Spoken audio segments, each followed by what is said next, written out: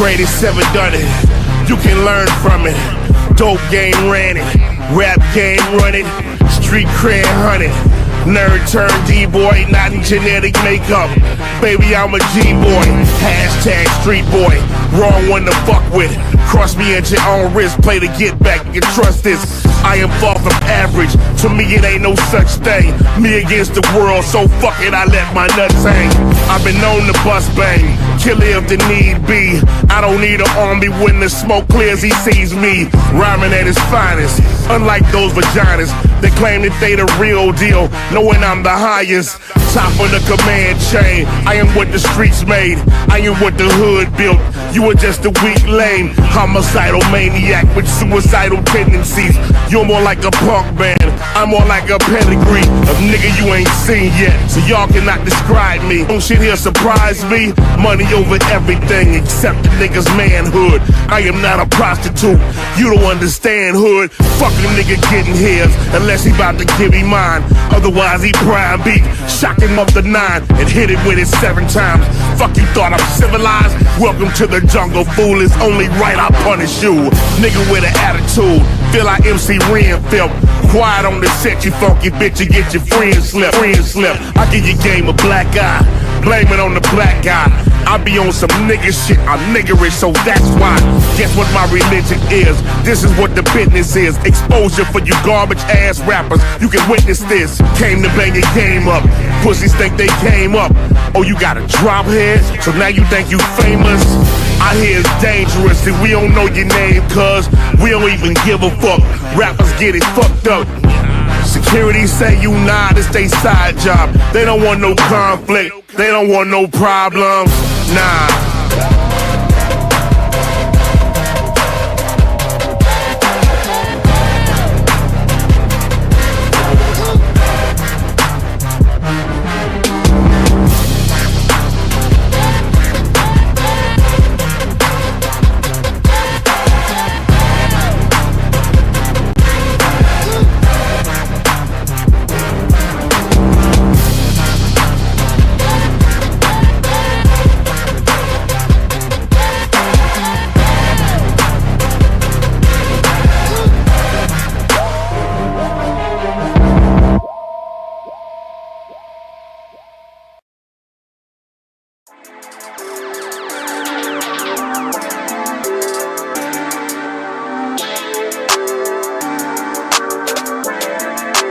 Perfect.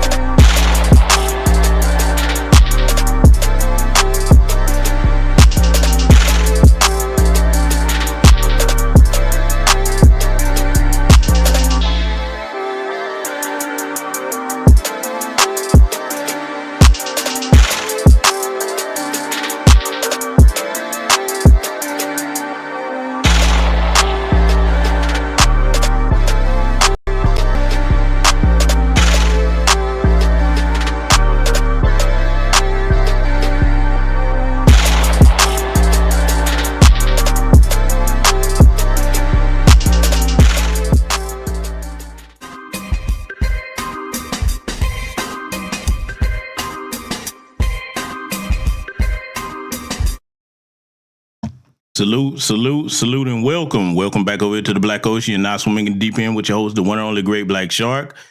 And yes, family, I know you saw the thumbnail and the title. We have a lot to cover here today. We're going to go over present day and past day. But before we get started, make sure you let me know if you can hear your brother loud and clear. Give me a thumbs up in the chat room if you can hear me loud and clear, because expect PewTube to mess with this stream, okay? I was seeing some things on my end during the intro. Oh, they're going to be pissed off tonight. So expect the shenanigans, okay? If they shenan once, they will always shenan again, okay? But nonetheless, we're going to do what we do over here, family, because I know you've seen this chart before, okay? I've shown it to you many times on my platform. You've probably seen it on other new black media platforms, okay? The system of white supremacy, okay? You see how it's mapped out of there, okay? So while you're looking at that, let me go ahead and tell you what we're going to be delving into here. Okay, good. I see the thumbs up in the chat. Glad y'all can hear me okay. Hey, they're going to try it. I promise you they're going to try it, because over here, you know my platform, we like to have a bit of fun, but we try to educate as well and give you things that you can use offline in the real world, okay?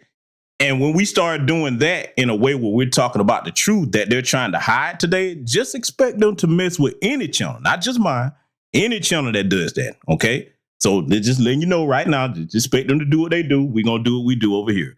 But as I was saying, family, I have been made aware of certain things that have transpired. Let me say something to you, family, before we get started here tonight, okay? And I'm talking to every black person listening to me, live recorded, wherever you may be, whether you're in America or outside of America. Particularly if you're of a foundational black American lineage, okay, and to our own black immigrant brothers and sisters as well. Do not be discouraged with the things that you're witnessing right now, okay? Do not be discouraged. This is a great time to be alive. And I'm going to tell you, if you've ever had it in your head to feel like you're despaired or you feel like it's too much to deal with, your white supremacy is out of control, the buffer class group's out of control, let me tell you how you counter that. You do your part as a black person to stay on code, and you link with other black minds that are on code, and you support each other. That's how you make it through this, okay? Let's see what I'm going to show you here tonight is going to reinforce what I just said, okay? And then everybody over here, just like the saying goes, what's understood doesn't have to be explained. Y'all gonna get that once I show you what we have to show you here, because I'm gonna say it like this. I'm gonna be very careful and measured with my words. Evil does not correct itself. It has to be stopped, okay? Evil does not correct itself. It has to be stopped. And in any generation, that falls to the righteous, the courageous, particularly amongst us as men, okay? Certain things that we see, we can't just sit back and say, well, that's just what they do. No, we can't do that.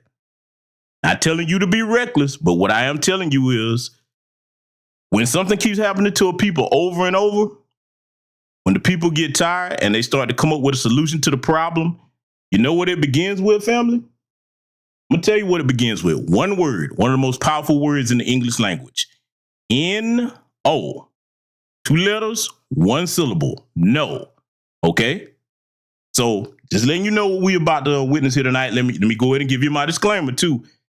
A lot of you have sent me this. It's going to be somewhat disturbing. I like to try to give people a heads up if I'm about to review something that I know is hard to watch. That's kind of disturbing. So I'm just letting you know what we're going to deal with here. It's going to be disturbing, but we're going to show it for a reason. We're going to break some things down. But before we get into that, as I usually do, let me go up here and greet my esteemed guests. Let me scroll up. I see Sister Erica Bailey in the building. To stay woke, Sister Patricia Jenkins. Glad you joined us, sister. Welcome to see you. Only Pamela's Way. Glad to see you as well. Okay, I see good brother King Hazy. Welcome, man. Glad you made it back over here. Patricia Slade. I Prince Majestic 2.0. Excuse me, y'all. I was chewing on something. I'm greedy over here. Your brother was chewing on some little snacks. Okay. Anyways, let's see. Project Leroy, my good brother in the building. I see you. Amir L, I see Positive Queen on Purpose. Welcome to you. Tia to you. Welcome, good sister. My good brother Iron Will. Welcome. The lieutenant in the house. Town Chan. Welcome to you, sister. E Foster in the building. I see Ill Beanie Man 94 2. I think that's right. Beanie Man 94. I'll just call it that way. I don't want to mispronounce your name. Welcome to you, brothers and sisters that are joining us over here, and everybody that will be joining us in attendance. Like I said, family, again, one more time, this is going to be somewhat disturbing, but we have to cover it for a reason because, see, one of the things particularly about manhood is this. When there's a problem before you, you can't turn your head, you can't look the other way. It's up to us to come up with a solution to the problem, okay? The reason why, as if I should have to explain it, but I'm saying it's particularly to the young black men. I know the older black men my age get this, but the reason why you don't turn away from problems as a man or look for the easy way out, it is up to us to inspire the next generation on how you handle certain things, particularly with anti-black racism, okay? Especially if they're young. We set the template for what they're supposed to do if they're faced with these things. And then it gives our women the courage to not only not be afraid, but to teach the next generation, since they are the first teachers of our children, okay? I just want to add that before we show you this here tonight. So, again, brace yourselves. I hate to even play this, but when I tell somebody I'm going to cover something, I keep my word. So it's disturbing. You can tell by the way I sound, I really don't want to show this. But since it happened, I got to do it for a reason. So we're going to review something, and then we're going to come back and point some things out and get to talking some solutions. Sit back and buckle up because I'm about to drag the shit out of you. You said, but it hurts. You don't understand. They don't appreciate our white culture. We only want them to help themselves while we run this shit.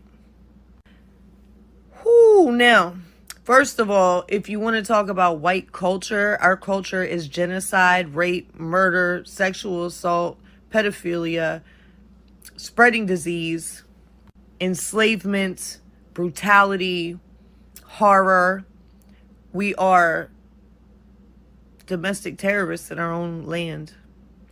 The KKK. What happened in Charleston? Those were domestic terrorists. January 6th, domestic terrorists.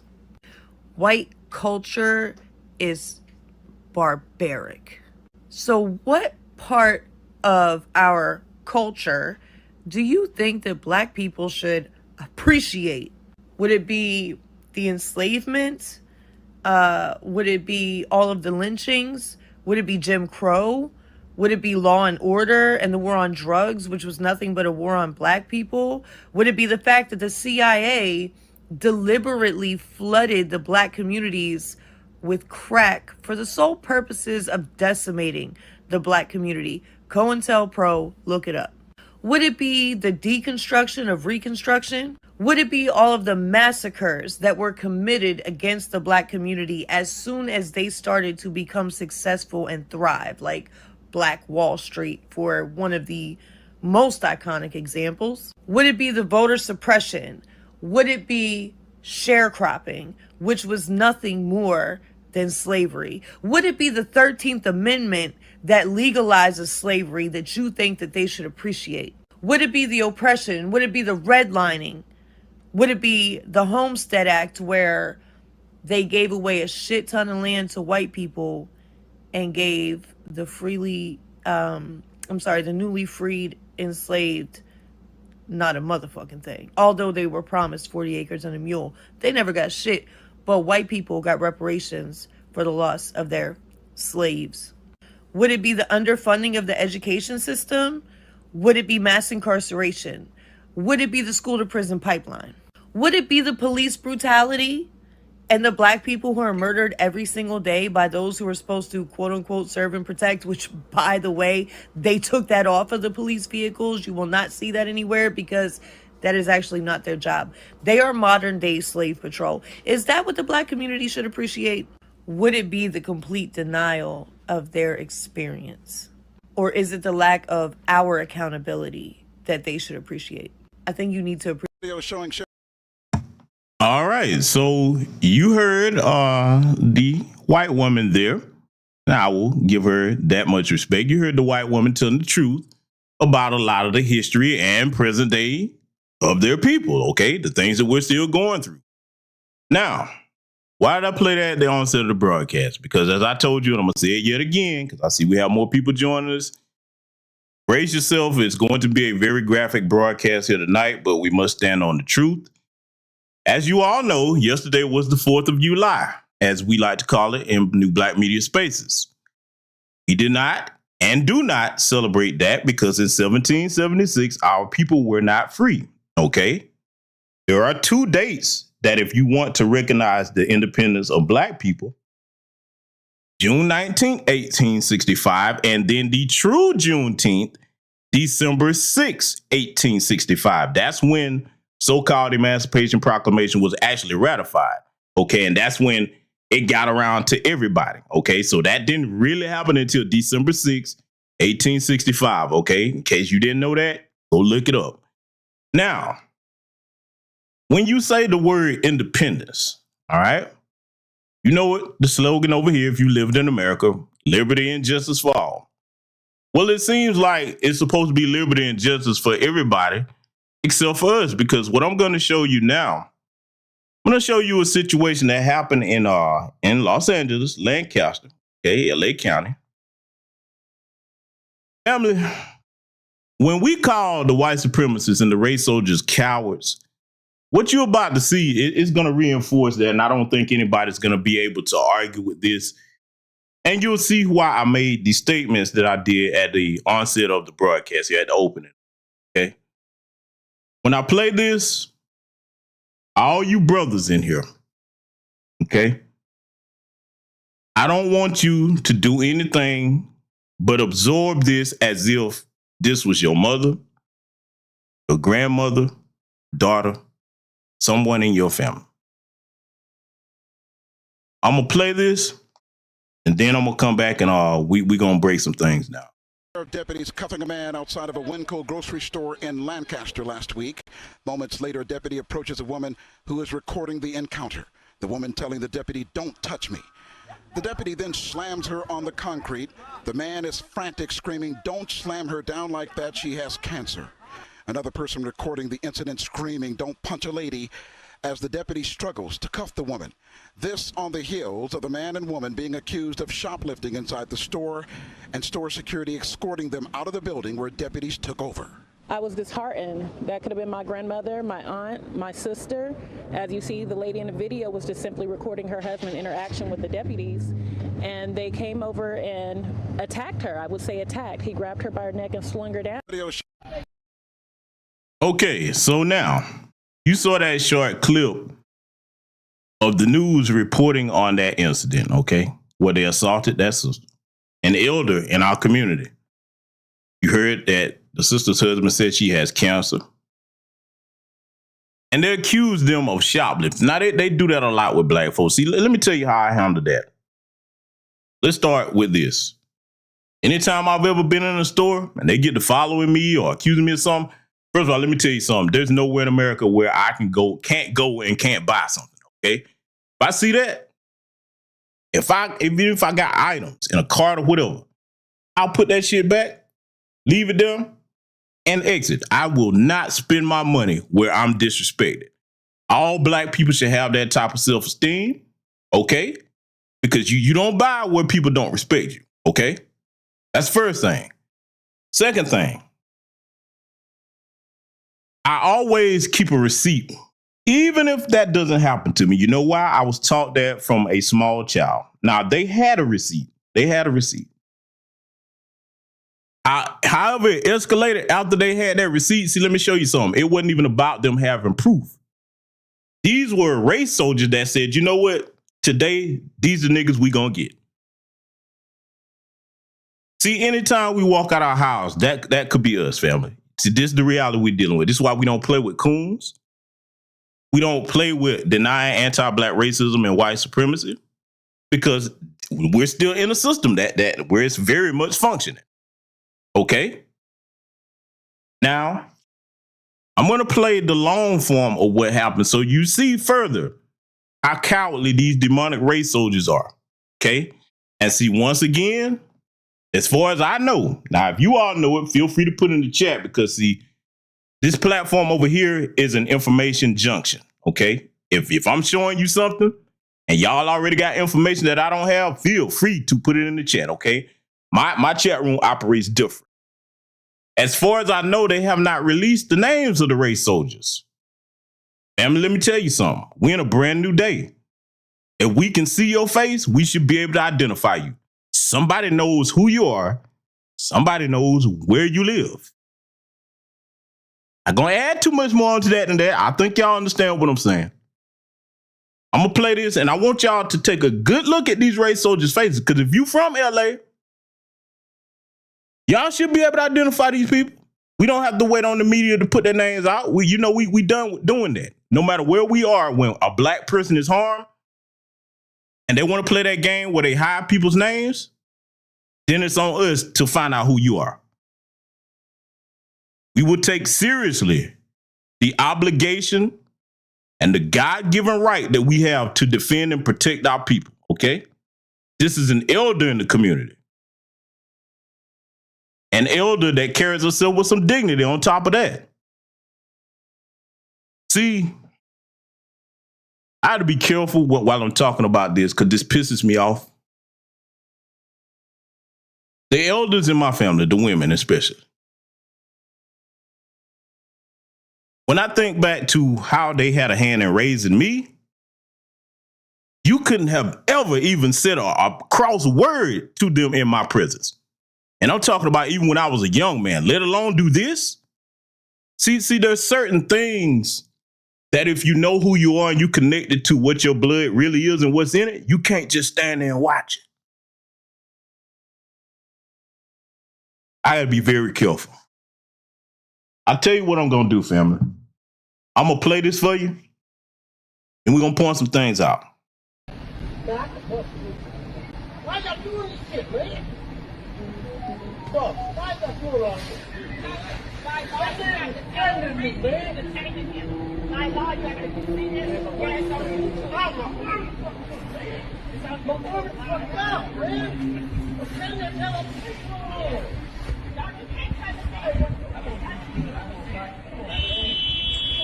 Oh no!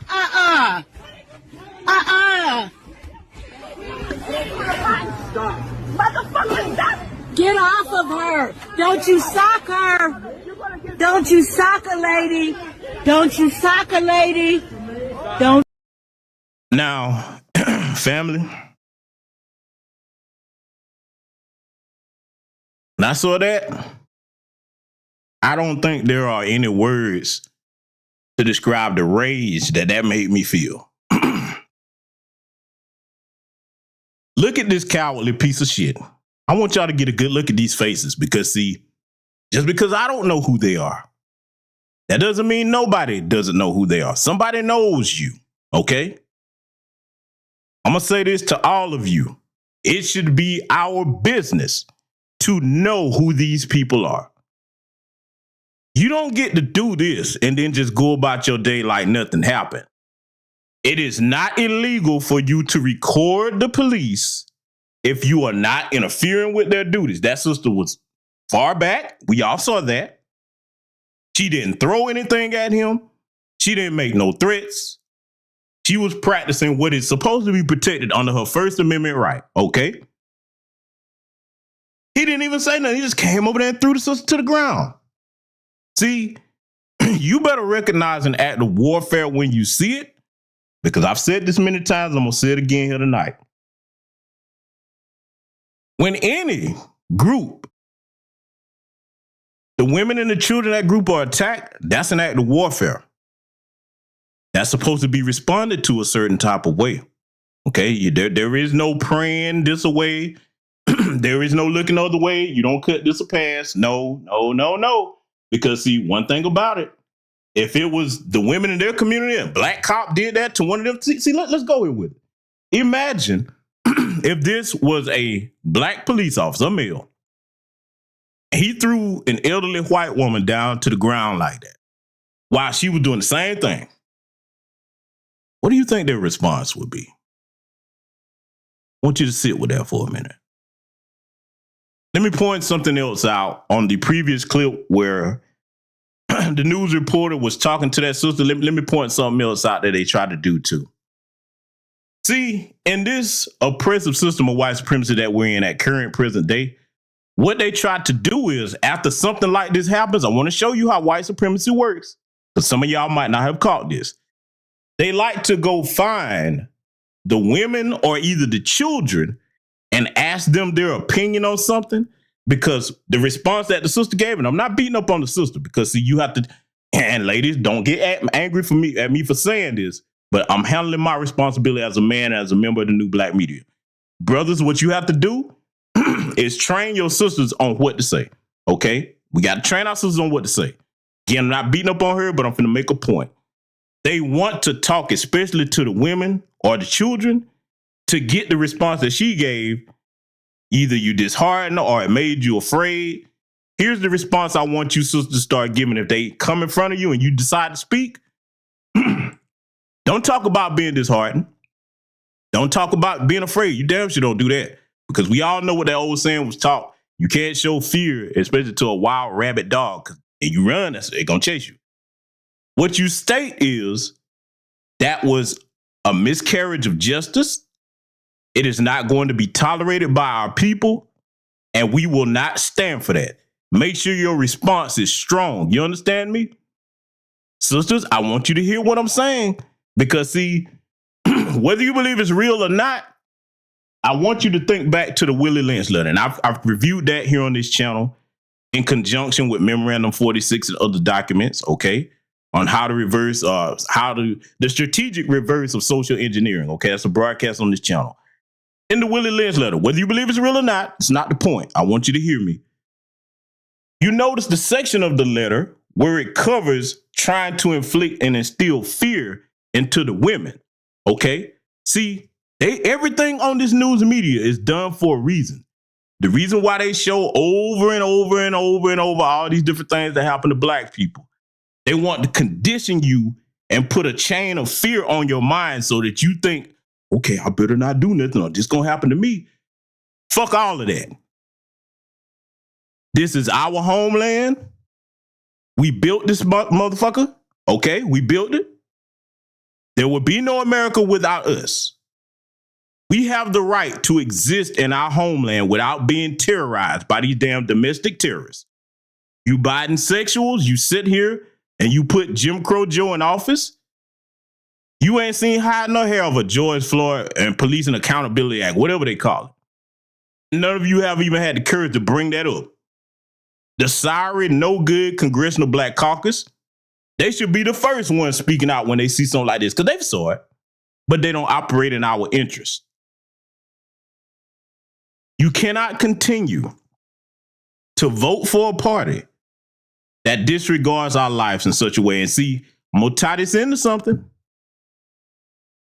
You saw my critique of the degenerates in our society amongst our women. We going back to that BET Awards as a small microcosm of that. This, believe it or not, is connected to that. You know why? Because it dehumanizes our women in their eyes. You understand? Now, my stance is this. I don't give a damn what you think of our women. You're not going to do this in front of me. And other brothers, there don't be no consequence whatsoever. See, why should you go home in peace if you want to be a domestic terrorist? The United States understands that very well when it comes to dealing with countries outside of here and terrorism. What makes you think the citizens are going to put up with this? The other thing I want to say is this. You heard the sister who was recording here. She said, don't sock a lady, don't sock a lady. Ladies, and I know most of the women over here understand what I'm about to say, but I'm saying this to those that might not grasp this. You cannot appeal to something that does not have a soul. Evil cannot be reasoned with. See, we would not do this. We wouldn't. With the exception of them Sambos in Memphis, okay? Because I call them out even when it's us that doing that. You don't have black men or women that seek to go around practicing injustice like this. We wouldn't seek to do this with anybody, even if we was a police officer, unless they became a threat to somebody.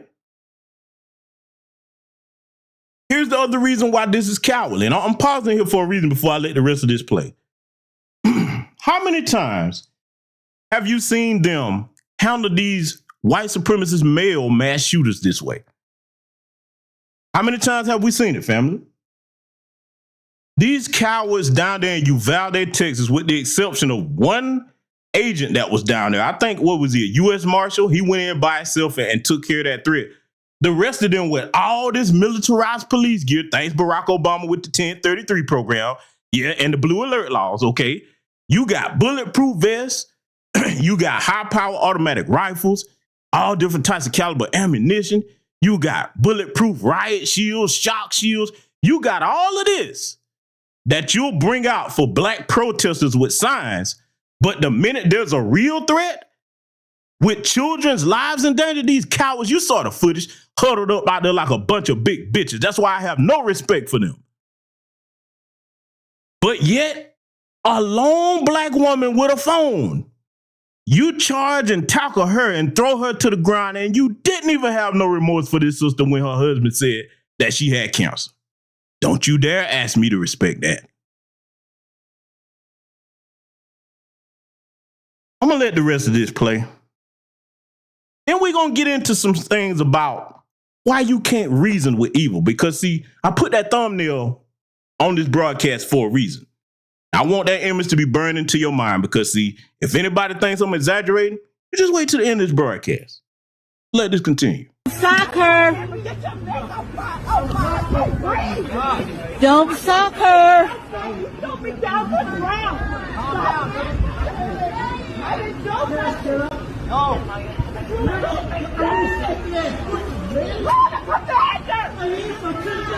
Call the commander. Call the commander. Stop pushing my heart. Put your hands behind your back.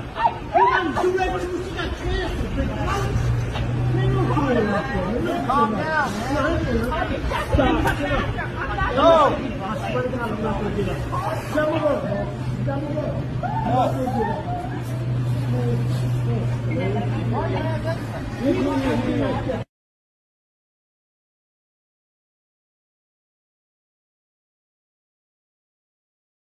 Christopher Columbus. Now, family, I let that play, even though it's infuriating to watch. Let me make some points. When it comes to warfare, and anybody that is a former combat veteran or a soldier, you know there's certain rules of engagement that we abide by, okay? You abide by when you were active or if you're active now in military. Even when you go on back in history, there were certain things that were considered dishonorable on a battlefield. Attacking women and children, innocent ones, that was one of them, okay? These are the people that will tell you how courageous and brave they are. Where's the bravery, though? Because when you look at their history, just like present day here that you just saw with that sister, that's all it shows. You go after soft targets. That's what you do. The likes of Daniel Holesclaw, that punk-ass rapist, may he rot and piss and never get out of prison. I really hope some brothers get to him and take care of that issue. He don't even need to make it to no old age in prison. That's one of the reasons why, sisters, I always caution black women, when you're dealing with these race soldiers, be careful what you say. Even though that sister didn't say nothing, but I'm saying this to those of you that like to be animated and curse them out and all that. You don't know if you're dealing with a Daniel Holesclaw. You don't know if you're dealing with one that say, okay, I'll take you somewhere and I'll blow your brains out, because, hey, these race soldiers, they can do it. So you have to think smart. We are in a war that they've declared on us. We have to move strategically if we're going to win this war, okay? The other thing I want to point out is this. With those cowards that you just witnessed, as a man, this lets you know that they're lesser than us, my brothers, because none of us in our right frame of mind would do anything like that and then be able to go home and sleep and then get up and look ourselves in the mirror and then walk around and call ourselves men. See, that's the difference between them and us. This is why we are the standard of manhood, because there's just certain things we don't do. And see, let me go ahead and say something. Those of us that were going against these degenerate little punks in our community that was trying to defend Jeremy Brown, and they tried to do it in like a little passive aggressive way. No, don't be passive aggressive. Just come out and say you believed in that sister being beat down by that degenerate punk. I got some content coming on his family too. I ain't gonna spend no punch with that, but I'm tying them in for a reason, because see, those are the weak men amongst us that wear our skin. They're closer to them race soldiers that you just saw. Oh yes, I'm calling them that. Because see, men don't do that. We don't seek to abuse power. Power is something to be handled responsibly. Power is something that you use to protect those of your loved ones in your community, your family. When you start to abuse power, you become a tyrant, and that links you to evil, okay? So now, why did I say evil as the last word of that last sentence there? I'm going to show you why. Because see, family, in order to understand present day, you must look back at the past. And see, one of the things that I'm showing you here tonight, I'm going to let their people tell you about their history. Oh yeah, I sure am. I sure am. I want you to listen carefully. And remember, the white supremacists that are over here, remember, they were the degenerate criminals that came from the United Kingdom, from Britain, okay? I'm going to play something for you, and I want you to take this in. Columbus, one of the great European heroes, turns up on the island of Hispaniola. He was welcomed by the native people. They embraced them. They treated them with fantastic hospitality. His soldiers snatched babies from the breasts of their mothers and dashed their heads against the rocks. Children were fed alive to his dogs. Women's breasts were cut off. He decided to hang 13 of the Native Americans in Hispaniola to recreate the crucifixion of Jesus, plus the apostles. It's true that the majority of people died there of disease. Disease is introduced by the Europeans unwittingly, but many others were driven to death through overwork, direct murder, through starvation as their resources were taken away. Columbus insisted that everybody bring him a certain amount of gold, and those who failed to do so had their hands cut off. Some were sent back to their villages with their hands and their noses tied around their necks, having been amputated by his soldiers.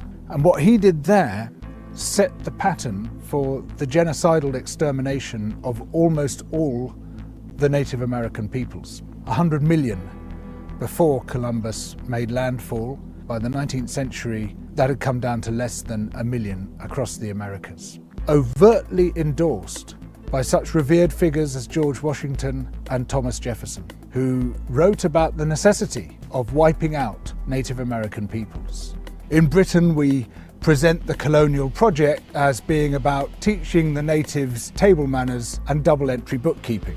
In India, the British manufactured a famine in the 1870s out of nothing. There were food surpluses, massive amounts of food, but the governor, Lord Lytton, insisted that this food be exported wholesale to Britain. The ensuing starvation killed at least... Now I'm going to pause it right there.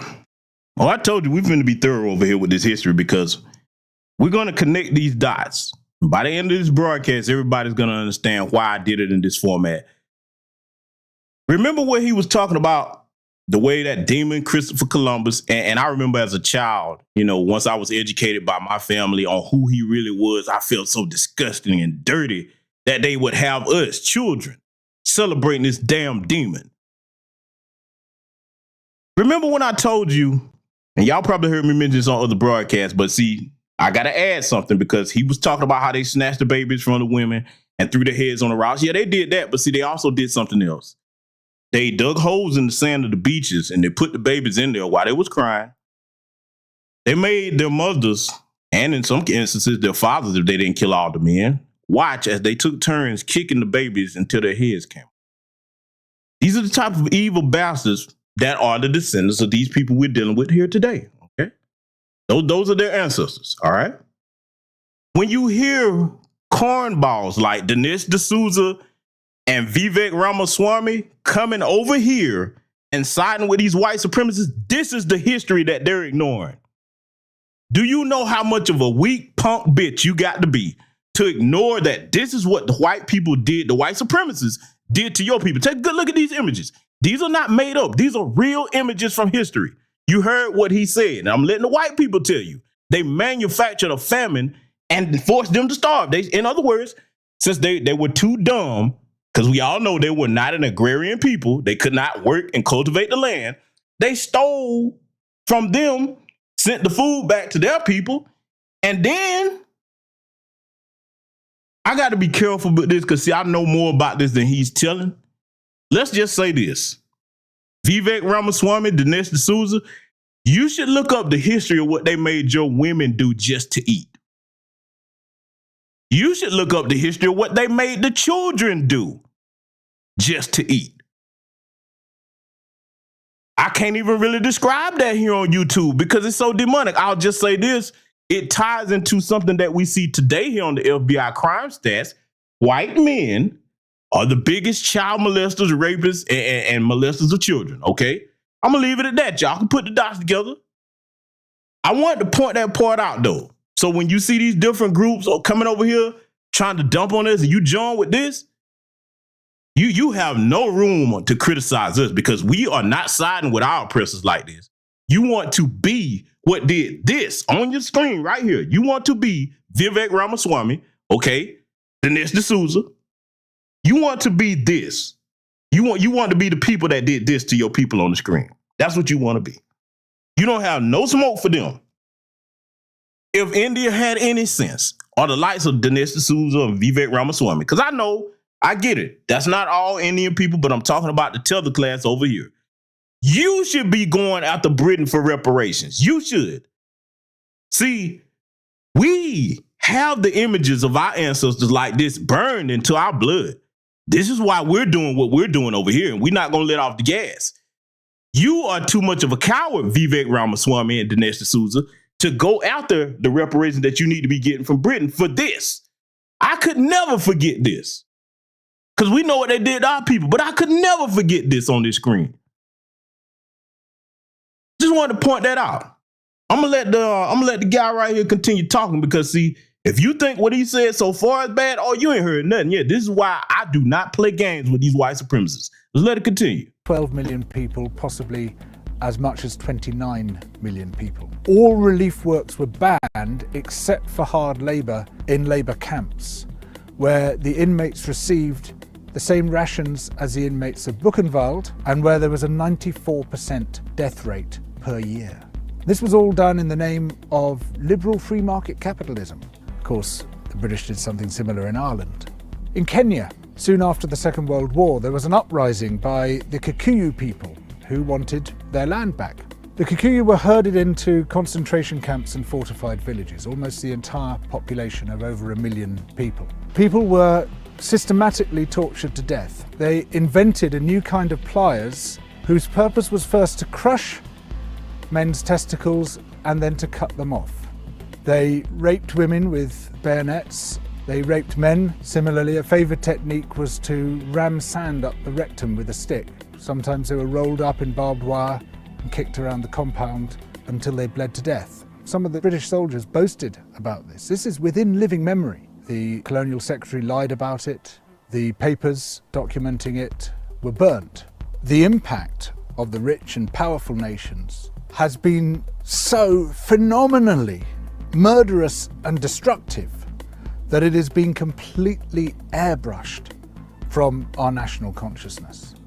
In order to justify the land-grabbing colonial projects, you had to create an ideology. We, the Europeans or the Americans, have come to rescue the rest of the world from its depravity and backwardness.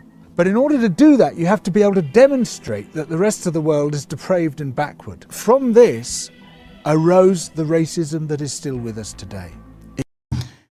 I'm going to pause it because, see, those of you in the tether class, you need to pay attention to this broadcast too because you're going to learn a whole lot before the night is over with. Let me pay respect to one of the Kenyan freedom fighters that is a legend over there, and I hope you research this brother. His name is Dedan Kimathi, okay? That brother right there didn't play the radio, along with Jomo Kenyatta and the Mau Mau, because he saw these things that were being done to his people that he just mentioned right here, okay? And he wouldn't stand for it. That brother gave them all the hell that he had in him, okay? Those are the ones you should respect. And see, I remember once, one of my continental African friends asked me, he said, well, brother GBS, why do you have such a vitriol towards the people like that? You know, especially because I was critiquing how, unfortunately, when you go to some African nations, they greet these white folks with all kinds of song and dance when they get off the plane. I said, brother, the reason why is because I know your history probably better than you do. And I didn't say it to insult him. We were having a civilized conversation. And I said, start here. And I was telling him about some of what this white man was saying, okay? I said, if you research this, and then particularly, because we was talking, he was a Kenyan brother. And I said, then you'll see why I'm talking about that. So he went and researched what I was talking about. He said, man, I see now. I get it. See, that's one of the first things I like to do when I meet somebody from another nation, okay, another nationality, okay, another lineage. I like to talk about history first, okay? Because, see, when you understand what the white supremacists have been responsible for historically, you don't see them as if they're the second coming of Christ, okay? Even if you were raised in a family with the misuse, not just their use, let me say it again, the misuse of religion. I'm not saying all religion is bad. I'm saying the misuse, where they teach you to idolize white people as if they're gods, okay? When you know your history, you understand who the true enemies are. And see, everything that this white man is saying, sometimes you have to let the white folks tell you, because, you know, they think we've been making this stuff up over here in New Black Media. Oh, no. Oh, no. He ain't done by a long shot, though. Let me let him continue. It was a necessary component of the colonial project. Some people might claim, well, okay, we broke a few eggs to make this omelette. It's as if all those human beings were eggs. But look at the omelette. Isn't it fantastic? Look, we've made this fantastic omelette. Forget about all that unpleasant stuff and let's just celebrate where we are. Where we are is a continuation of the project. We commodified people's land and people's labor and turned it into our property. We're also destroying the rest of the living world alongside it. We don't have to be like this. We are the same human beings as anybody else. We're all part of the same big human family. We just have to recognize that, accept that. And of course, within Western countries, there are plenty of brilliant people resisting colonization, both internal colonization within our own countries and external colonization of other people's countries. These are the voices which must come to the fore, those who emphasize altruism and kindness and generosity and empathy for others, those who recognize that skin color and any other difference of language, of religion, of background is completely irrelevant by comparison to what we share, which is our humanity. Highest award. But we all don't share humanity. That's the thing I have to contest with. We don't all share humanity because, see, even when you have those like him that will talk about these things and tell the truth, in a way, because it's still their people, they want to try to say, well, it's, you know, that you can't be a human being and do that. Salute to the good brother Nathaniel Perry for the cash out. Thank you very much, my brother. But you cannot be a human being and do any of those things that you heard him talking about and showing you pictures of. Okay? So now, I'm putting this in the context so you understand why they did what they did to that sister. Because, see, that type of demonic, barbaric behavior is passed down generationally along with racism and white supremacy. See, this is why I keep saying history matters. Then you understand where their minds are. Let me say it bluntly. The race soldiers and the white supremacists, especially those here, they cannot be reasoned with because those are not human beings. No, they're not. I'm saying it by way of their action. Yeah, they look human. Okay. They look like people, but they're not. Those are demons in flesh. Okay. A human does not think to harm someone for no reason that way, let alone because of the color of their skin. You should study the demonic practices that they had amongst each other. You should study that. Study how they treated each other in Europe before they came into contact with us. That tells a lot right there about how savage they are. But yet notice how they always go around the world and try to accuse other people of being savages. Oh, it ain't them. It's everybody else that's the savages. See, this is why they want that history up out of there. This stuff that I'm showing you here tonight. Oh, they don't want this taught in schools. Why not? It's true. And see, let me say something else. The reason why they don't want the truth in those schools, the reason why they reject any truth when it's told to them, The difference between them and us, they are children of their father, the devil. We are children of the Most High. This is why we love the truth. The children of Satan can't love the truth. They can't. Speaking of that, he got some more truth he want to tell here. Let's let this continue. Given to British officials who work abroad is the Order of St. Michael and St. George. This consists of a star with a little enamelled painting, and the painting shows the angel St. Michael standing on the neck of the devil, and the devil is a black man. This image is very similar to one that we've become familiar with. A policeman kneeling on George Floyd's neck as he says, "I can't breathe." And the idea of standing or kneeling on the neck of a black man is deeply embedded in these notions of dominance, of white people over black people, the dominance of Western nations over other countries. Now, one of the recipients of this award was a man called Sir Evelyn Baring. Sir Evelyn Baring was the grandfather of someone called Mary Wakefield. Mary Wakefield is the wife of Dominic Cummings, Boris Johnson's chief advisor, a man who has done more to cover up the record of current events than anyone else in this government. Sir Evelyn Baring was governor of Kenya when Kenya was a colonial possession of the United Kingdoms. And while he was there in the 1950s, he instituted a system of concentration camps, which even his own Attorney General compared to those run by the Nazis. He drove into these concentration camps and fortified villages. Almost the entire population of the Kikuyu people, then numbering over 1 million people.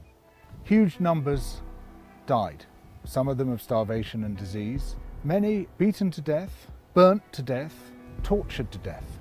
Repeatedly, men were castrated. In some camps, almost the entire population of children died. And until the Mau Mau are destroyed, the innocent too must suffer. It was Evelyn Baring who oversaw the creation of this system. Sir Evelyn Baring, upon whom rests the main responsibility of the campaign. We are making progress in that struggle, and we are all confident that in the end we will succeed. He also directly authorised the beating to death of people within those camps. When Labour MPs asked inconvenient questions about this, on one particular occasion when 11 men were beaten to death, he told the Colonial Secretary to tell the MPs that they had died from drinking contaminated water. Before Britain left Kenya, there was an order sent down, implemented by Special Branch, to conduct what they called a thorough purge of the archives. They burnt crate after crate of documents. One of the orders instructed that if there were too many documents to burn, they should be packed into weighted crates, taken as far from the coast as practicable, and dumped into very deep water without currents. They erased not only the evidence of what happened in Kenya, but much of what happened in Malaya. The British troops in Malaya, slowly but steadily, are smashing the Reds' reign of terror, and they'll keep at it till the job's done. In Yemen, where Britain fought its dirty war, in Aden. We're going to be extremely firm and extremely mean.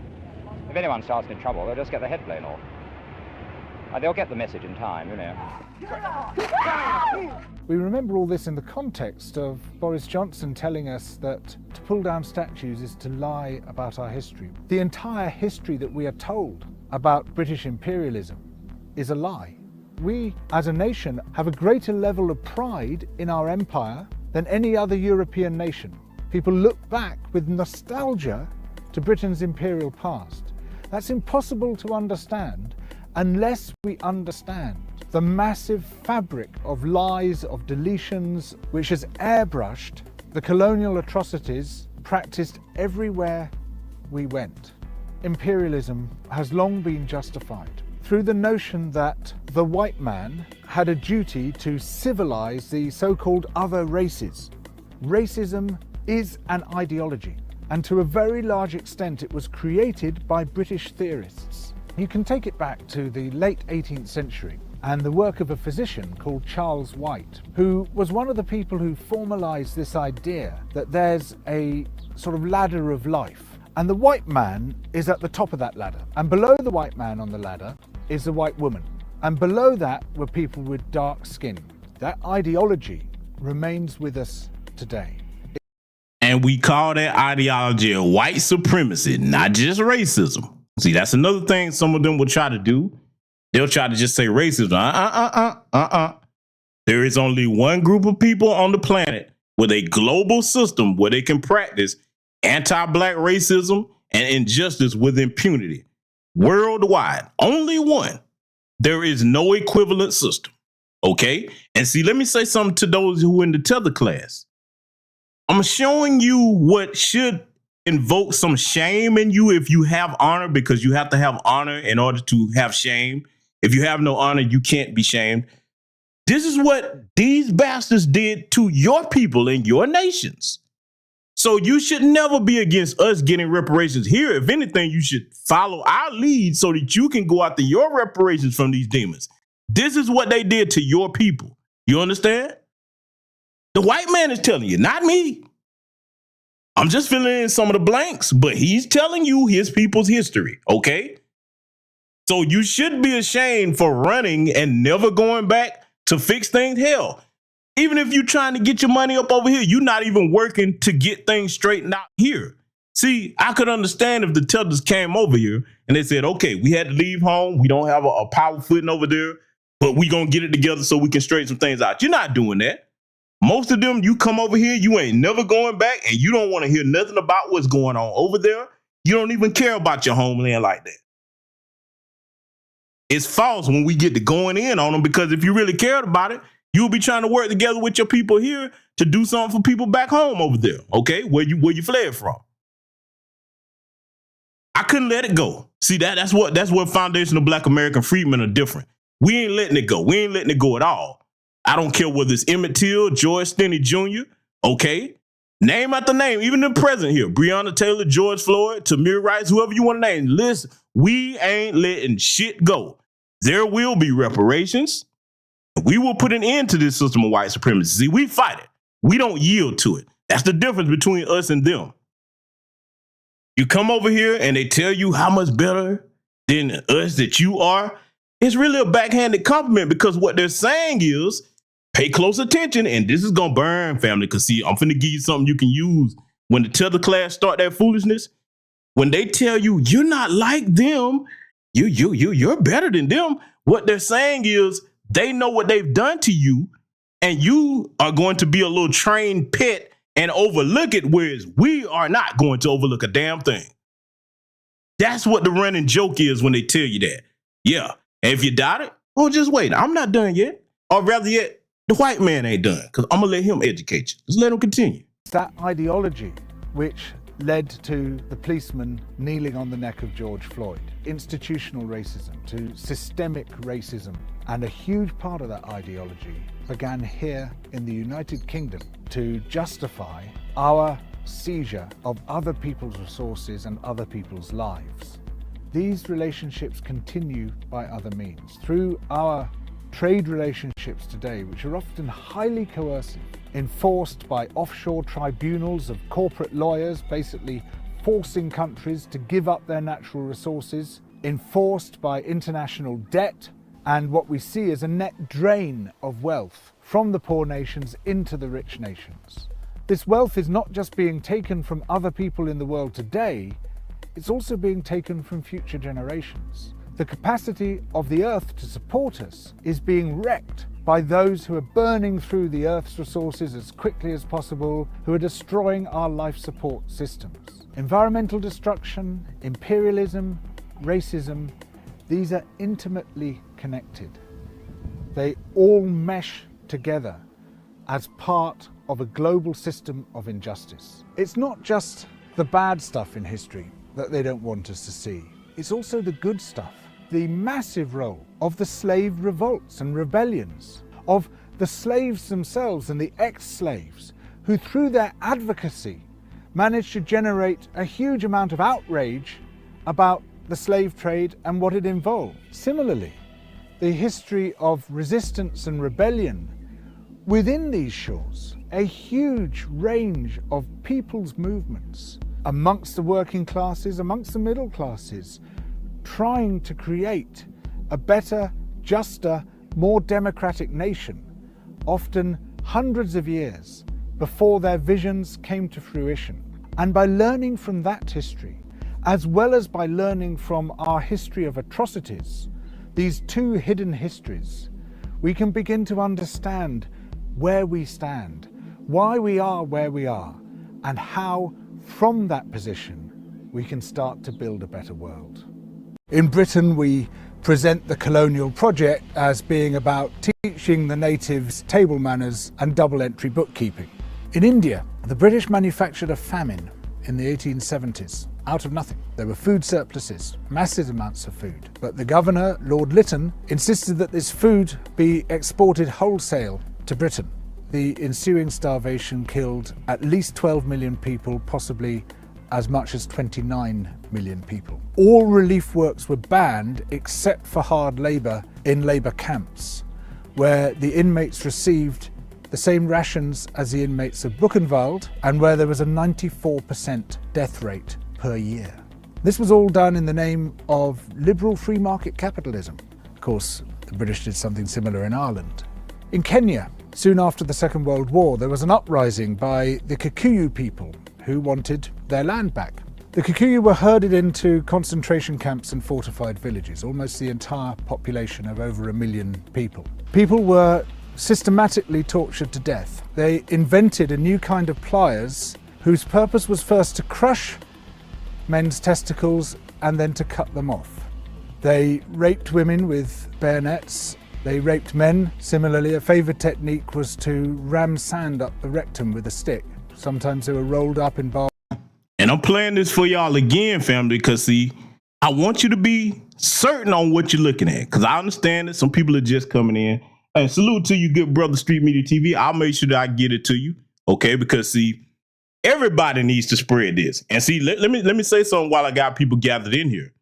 This is one of the channels.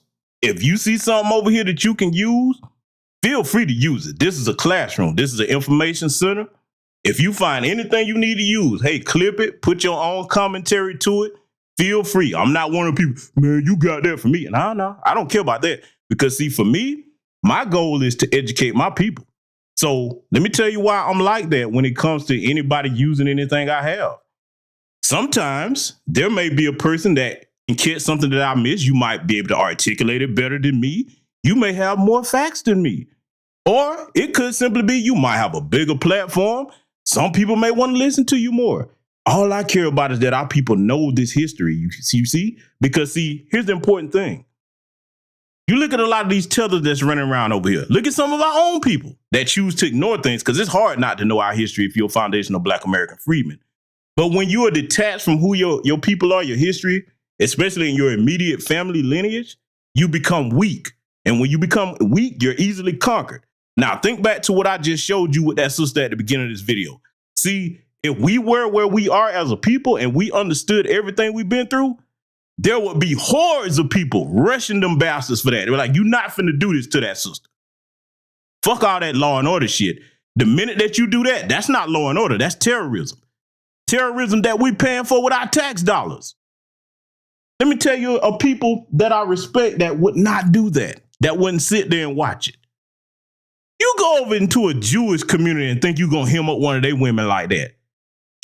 Man, they will pull them yarmulkes off real quick and get with your ass. You hear me? I ain't telling you what I know. I'm telling you what I'm telling you what I've seen. I'm not just telling you what I think. You cannot go do that in a Jewish community. They don't give a damn which police come over there. You ain't finna do that to their women. I'm gonna let this play again. And good brother George, I'll get you that video, man. But I just want to make it clear. Anybody that's over here, you see anything, feel free to use it, put your own commentary on it. Spread this type of knowledge. Because see, you see that taking it out of schools. If they're not going to have it in the schools, then it's up to us to educate our own. Just like Malcolm X said, you be a fool to let your oppressors educate your people. Okay? Let's let it continue. And kicked around the compound until they bled to death. Some of the British soldiers boasted about this. This is within living memory. The colonial secretary lied about it. The papers documenting it were burnt.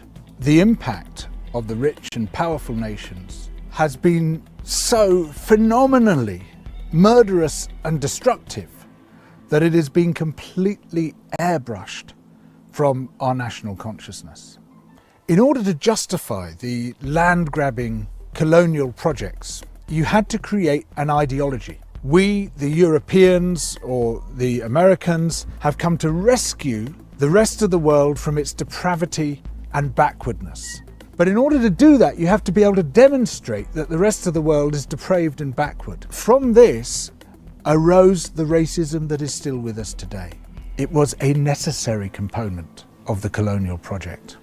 Some people might claim, well, okay, we broke a few eggs to make this omelette. It's as if all those human beings were eggs. But look at the omelette. Isn't it fantastic? Look, we've made this fantastic omelette. Forget about all that unpleasant stuff and let's just celebrate where we are.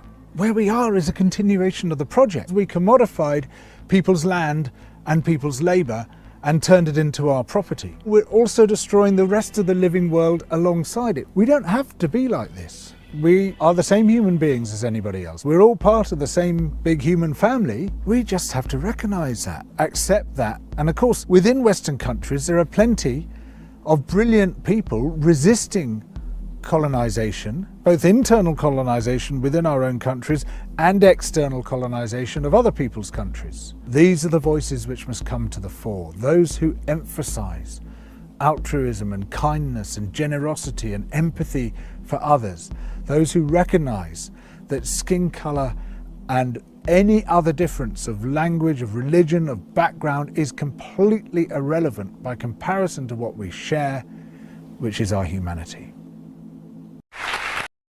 Now, okay, ran that back for a reason because, see, let me say something. Remember how he was saying that those white supremacists back then thought it was their duty to go and civilize other people?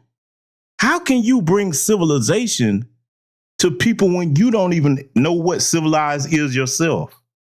What's civilized about all those things that you heard just described? What about that identifies with being civilized?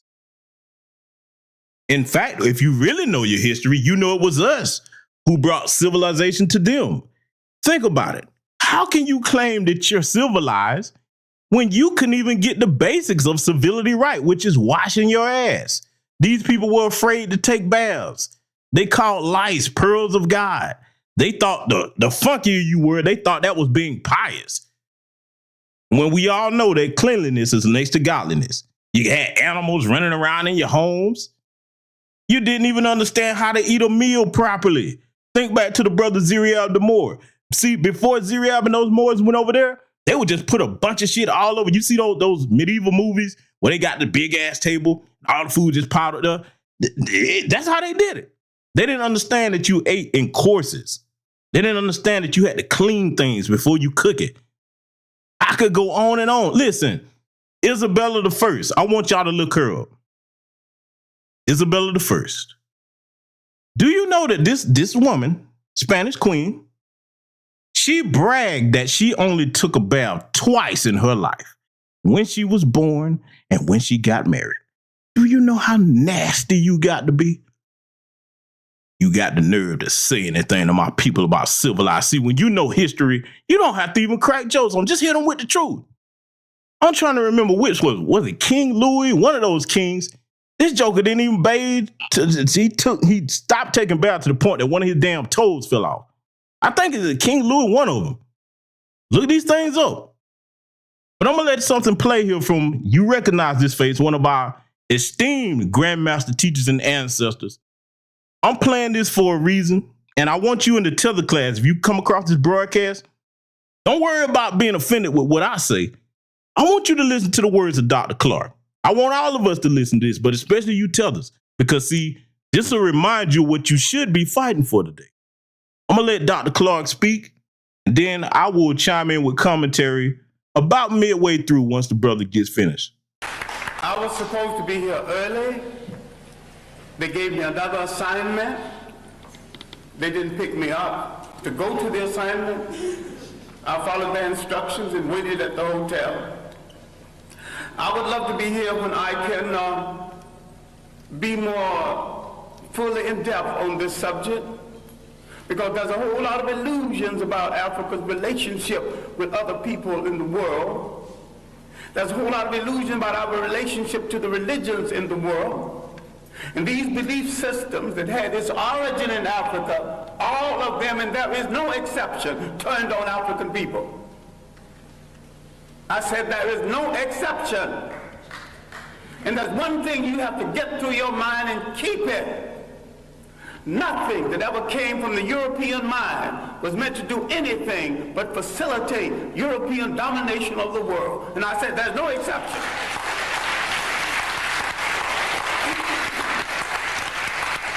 Everything that was brought into this continent, everything, every idea, every so-called religion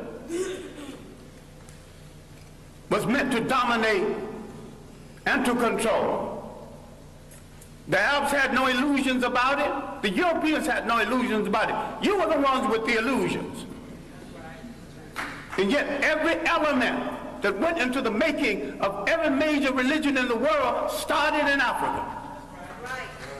Why is it that you are so naive? You let people redress something that you invented, sell it back to you, and enslave you through it. That right there is a question that not only should continental African, Caribbean, and even those of us who are foundational Black American freedmen, you should always ask yourself that question. If you find yourself looking at anybody in the dominant society as somebody to be revered, as somebody to be looked up to, you saw just in this broadcast here tonight, that's just a small tip of the iceberg of the things they've done, the so-called founding fathers. Who the hell are they for us to look up to? See, when you know who you are and your history, and I've never looked up to them as people. My family, listen, the way I was educated and raised, I don't idolize anything about them. Now, you can learn something from anybody, sure. But do I look at any of them as my heroes? No. All of my heroes look like this elder right here on your screen. Let Dr. Clark continue. I'm saying that all organized present religions are male chauvinist murder cults. And I say there is no exception. Why I wanted to be here earlier, I wanted to deal with our relationship with the people of the world and the fact that we created peaceful nations that had no word for jail because no one had ever gone to one. No word for old people's home because no one ever threw them away, grandma and grandpa. No word for orphanages. We did all of this, and over half of human civilization was over before we knew that a European was in the world. Before he wore a shoe or lived in a house that had a window. Now, Africa has always and still is the prize for the whole world. We as a people have always been the world's richest people, culturally rich, mineral rich. We have always been the prize because we have always had and still have something that other people won't, think they can't do without, and don't care to pay for. Note that today, right here in America, as foundational Black American freedmen, Dr. Clark's words apply to our culture as well. Every other group over here is steady telling us, not just with hip hop, but everything that we create. They're telling us that we got our culture from them. We've seen it. We know who all the culprits are that's doing that. They seek to swindle everything that we invent out from under us. Okay? Unfortunately, one of the things about white supremacy is it can't be successful unless it has those of us who are Black help prop it up. We see who the Sambozos and Sambets are. This is why I always say that those of them that are in this system, so to speak, those of them that get the paycheck signed from white paymasters, this is why you never see them speak up for Black people. You understand? It's up to us, those of us on the grassroots, to defend and protect our culture. Because see, the reason why you defend and protect your culture, that's who you are as a people. See, this is why they have to rewrite and erase things. better pay close attention to the events that you see transpiring today, because see, if they can erase your culture, you forget who you are as a people, and then they can tell you who you are. And if the white supremacists erase our culture, as far as the younger generations, they'll tell you, well, you know, slavery wasn't really that bad. We all got along. Nobody mistreated anybody.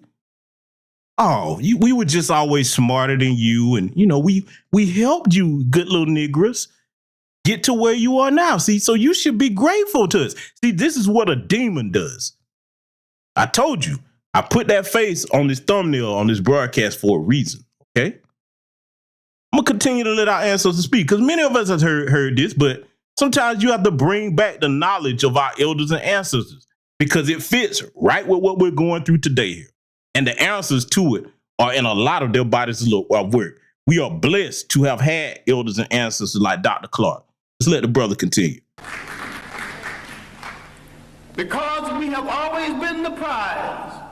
We have been under siege for over 3,000 years. Nothing that ever brought into Africa from the outside was meant to do the Africans any good.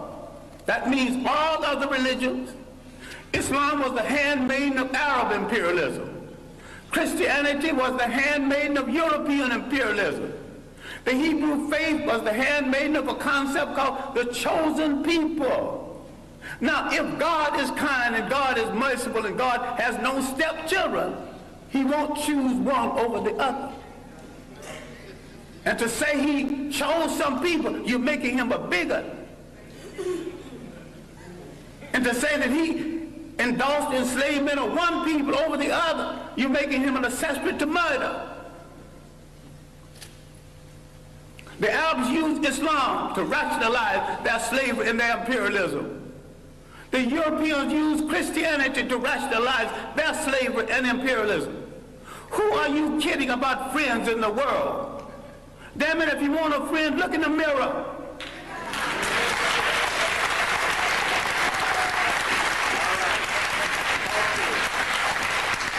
There's 1 billion African people on the face of this earth. Why are you buying third-rate junk from third-rate people thinking you can't make it? Why don't you at least make a safety pin to hold your child's diaper together? Teach. Who has programmed your mind at thinking you can't make a car? The first man that made a car that had never seen one previously.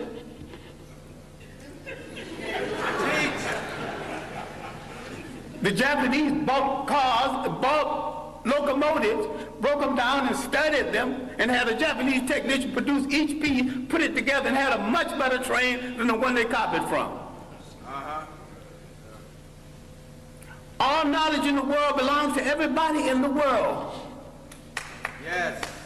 Who has programmed our mind in assuming that we cannot run a nation and run it well? The main thing imperialism did, slavery and imperialism, that they removed African people from the respectful commentary of history. And they tell them something they are still telling them, and all of the organized religions are guilty of this. I favor none of it because Africa didn't need any of it. I'm saying that African belief systems, properly understood, is 10 times better than Judaism, Christianity, and Islam. And better for the African. So you might have some romance with one of these religions. I have no romance with any of them. I have a romance with reality and truth. And the chips can fall where they may after I tell it. As for friends, you have had no friends. When they discovered you, they began to prey on you. Now let's look at our relationship with Western Asia, mistakenly called the Middle East. For 3,000 years, our greatest enemies came from Western Asia. They were trying to avenge the fact that they were once African colonies. You read a book called When Egypt Ruled the East, and you get some of the basic information on this. Now, the first visitors to Africa came in the 1700s BC. These were the people who would later be called Hebrews. Now, black people are ticklish on this because black people think that everything in the Bible is true. I question the intelligence of everything in the Bible is true or supposed to be true.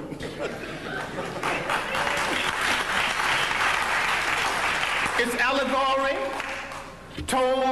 stories told to illustrate a point at a time when there were very few people reading books. And most of what went into the making of the Bible was copied from Egyptian texts. Now, if you want to get so dewy-eyed over the Bible, which is a carbon copy of a carbon copy, why don't you go back and read the original Egyptian text?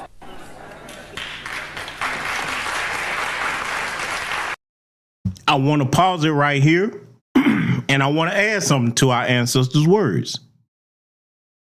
Anytime that you have questions about something, okay, in this modern era, and I want young people to pay attention to what I'm about to say, go back to the source. You understand? Go back to the original where the carbon copies came from. You understand me? That's where you get the truth. Why is this important? Today, the reason they're taking those books out of these schools is because in the information age where information is available to you at the touch of a button, they know that even the lies that are in those books, if there's any small inkling of truth in it, today's youth are very inquisitive. They will go and take that one small bit of truth in there and find out the whole truth. You understand me? When you find out the truth about who you are as a people, that makes you strong in the mind first, which is the greatest weapon that you will ever have. Okay? This is why I've always told you over on this channel, just as you are what you think or are what you eat, you are what you think. Okay? Guard thy mind. All right? I had the pleasure of meeting this elder before he transitioned because one of my uncles was one of his students. Okay? I was a very young man when I met Dr. Clark. That changed my life forever. That's one of the greatest intelligences that we've ever seen, in my opinion, okay? Everybody has their own. He's one of my personal favorites, okay? I've been a long time student of his work because when you go back and look at the truth of things versus these lies, you don't walk around confused in the world as to the things that we saw at the beginning of this broadcast. You understand who the enemy is and how they operate. And the other thing that you understand when you know your history, you start to come up with solutions to problems. The coon, however, the coon is too afraid to come up with a solution to the problem. So what the coon does, the coon says, you know what? Hey, if you can't beat them, join them. There's just one problem with that. You can't join the white supremacists if you're wearing our skin. You can't. You can be a pet for a temporary amount of time, but they'll discard you. Now, you probably say, GBS, that's kind of cruel. No, it's not. If you doubt that what I'm saying is true, look no further than ESPN. How many Negroes did they just clean out of there? I rest my case. Let's let Dr. Clark continue. Then you see where all these stories started from. You see where the story of the Exodus started from. Now, you could so do it. I do actually think there was an Exodus. These people walked into Africa. Why couldn't they walk out? Why did they have to go by sea? But why did they see at the park? If you read Egyptian literature, you will discover that the whole story of somebody parting the sea started with about 3,000 years before the Hebrew entrance. I should not use the word Hebrew entrance, but the entrance from Western Asia. Now let's get one thing straight, because black people are confused about all religions. Now, I'm not against any religion. I'm a very spiritual human being. I just don't need a preacher to preach no 10 Commandments to me when he's a backslider going with some sister, some other man's wife. I'm intelligent enough to pick from the 10 Commandments, not commandments anyway, but they were omissions of purity at the great school at Luxor, the great African training school. All right, now, let's get into this Western Asia. I'm saying that the people who came from Western Asia escaping famine did not have any Hebrew faith when they came into Africa. And there's no record of a Hebrew faith before there. Why is it that when they left Africa in the so-called Exodus, they had all three? African culture, an African religion, and an African language. Now look at the origin of the so-called people you now refer to as Jews. And you're mistaken using that reference because the word Jew is of European origin. And the people in Europe who call themselves by their name have no relationship to the biblical people of the Hebrew faith. And I'm saying that the people we now call Jews entered world history with their visit to Africa. And when Africa was invaded, 1675 BC, instead of joining the Africans who had been their beneficiary and saved them from starvation, they joined the enemies of Africa. No one has ever returned any favors to us. As a people, we have always been hospitable to strangers, mostly the wrong strangers. And what we have to understand now, in the period of superior brainwashing, is there is no European answer for African problems. Either Africans find a solution to African problems or there is no solution, and if you don't find a solution soon, you go back into slavery.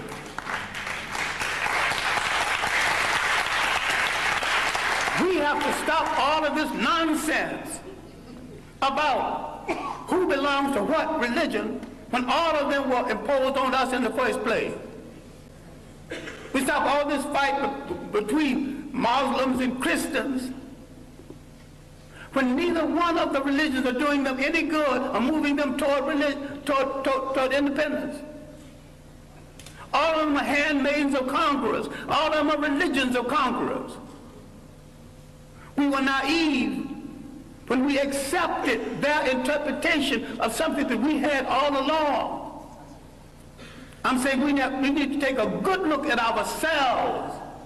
I'm not talking about burning churches. I'm not talking about getting rid of religions. Understand me well.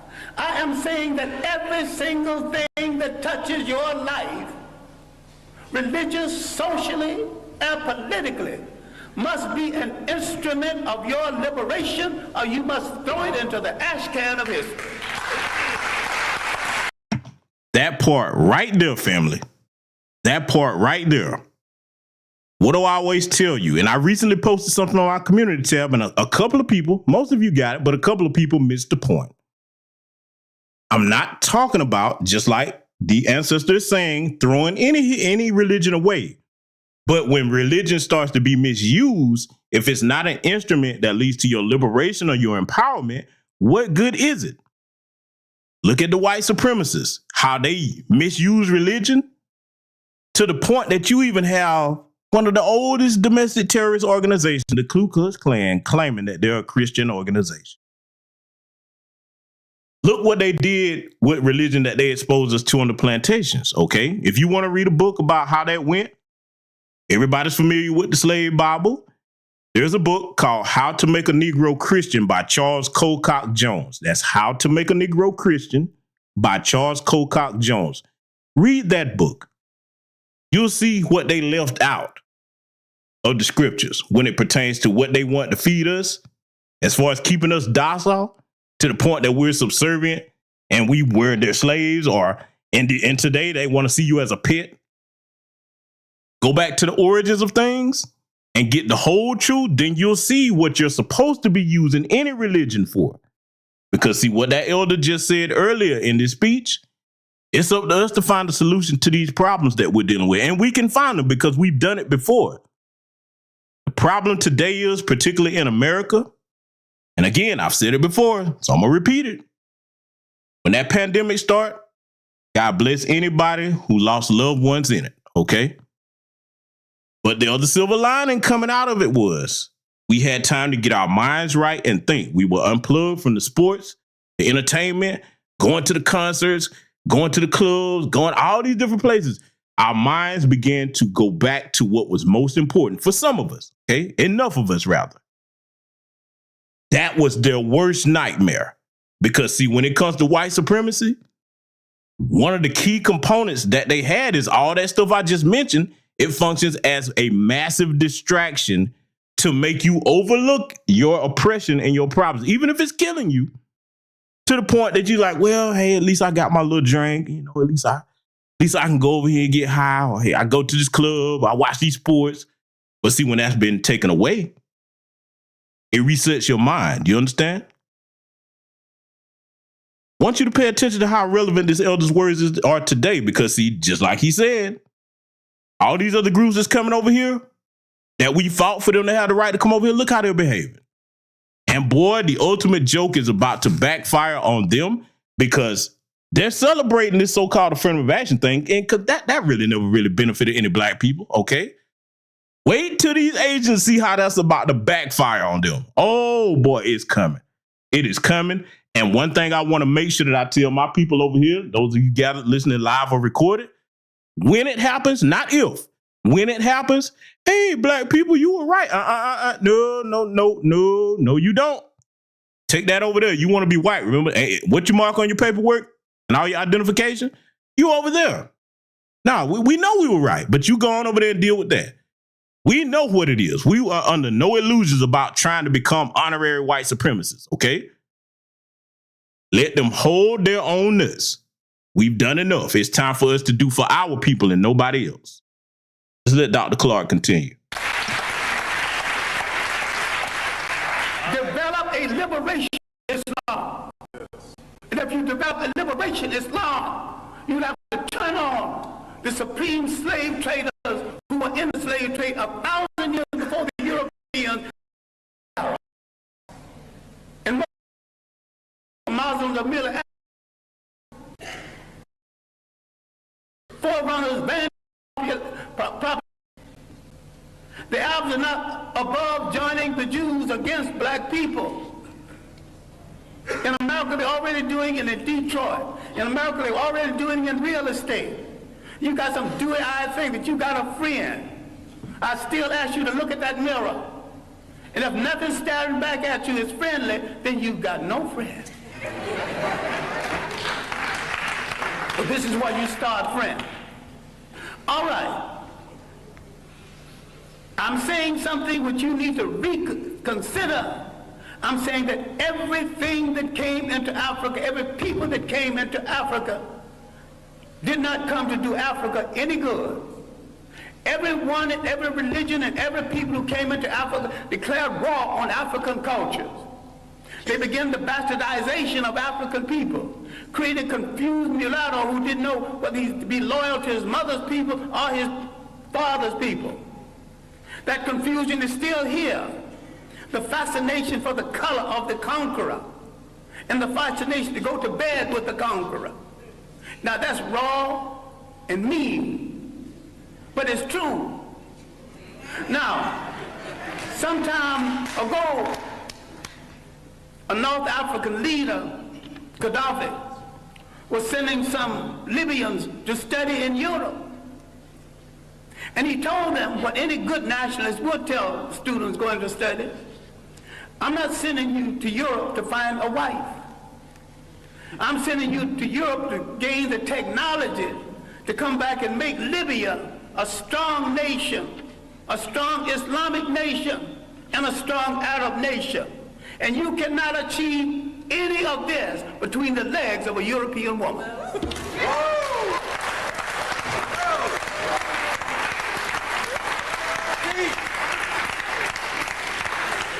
When is somebody going to get strong enough to tell Africans going to school, you're going to come back home and pair up with a sister, but if you want to pair up over there, stay over there.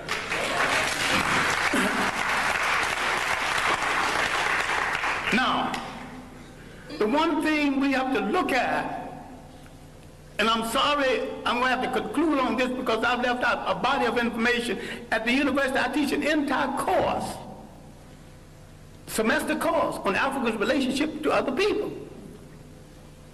And I devote several semesters to Africa before Europe, the consequences of the coming of the Greeks, who stole a lot that they think is their culture, so that a lot of you think is Greek philosophy. We've been the victims of propaganda. And yet, if you read the Journal of African Civilization, other works, we have lived in Europe, we've lived in Asia, we've lived in the Americas. The African people have already proved that they can get along with different people, amalgamate their culture with different people without one hint of a war between us.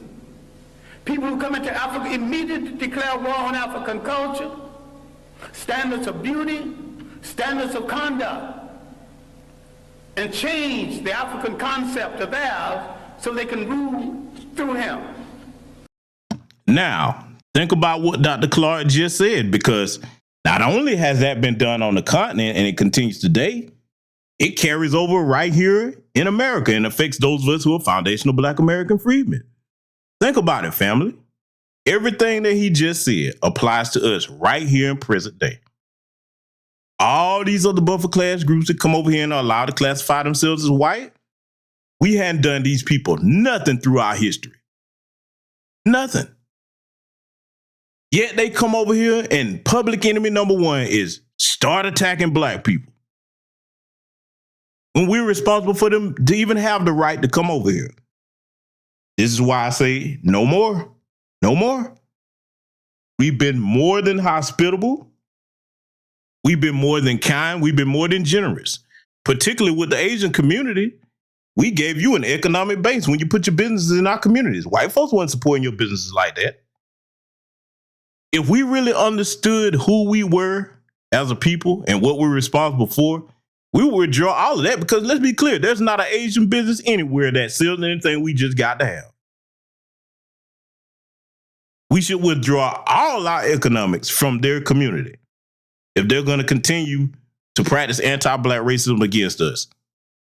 And that goes not just for them, but all these other groups too. Especially they're not selling us nothing that we can't manufacture ourselves or anything that's just necessary for life. Why should we spend our money with people that have such a disdain for us when we made it possible for them to live decent lives here? Imagine this, because I'm going to stick on this Asian community for a minute, because you saw the lies that they went along with. Imagine if we didn't support their businesses. None of them would be where they are today. They wouldn't. They owe everything to foundational Black American freedmen. Everything. We've proven we can get along with anybody, period, like Dr. Clark said. But yet, all we get in return is hatred for that. Fine, no problem. It's time for us to point that concern and that level of love and self-respect back towards our people now. It's long overdue. Let's let Dr. Clark continue. This was true of the Greeks, who began the bastardization, again, the European bastardization of Africa. The Western Asians had begun it 3,000 years before that. The Romans, a bunch of well-dressed thugs who could write well but couldn't think, who borrowed practically everything. They laughed at the Africans' concept of Christianity. The African was practicing and not giving it a name. This is why you don't know nothing about the African origins of Christianity. This is why a whole lot of people will not read Ben Yakinen's The African Origins of the Major Western Religions, Africa, Mother of Western Civilization, a Black Man of the Nile. Because he's telling it like it is, but you also will not read white radicals who identified Africa as the origin of the great religions of the world, especially Alvin Boyd Kuhn in his work, Who is This King of Glory? In Shadow of the 3rd Century. We have dealt with John Jackson, another radical Black historian, with man, God, and civilization. We let some of our great scholars die in hunger, die wanting for friendship. Now, having devoted my greater portion of my life to scholarship and teaching and digging up information on African people and trying to make African people face reality. I have often said, a point that I wish you to consider, I didn't have to do it. I chose to do it, and if I had to do it over again, I would do it better. But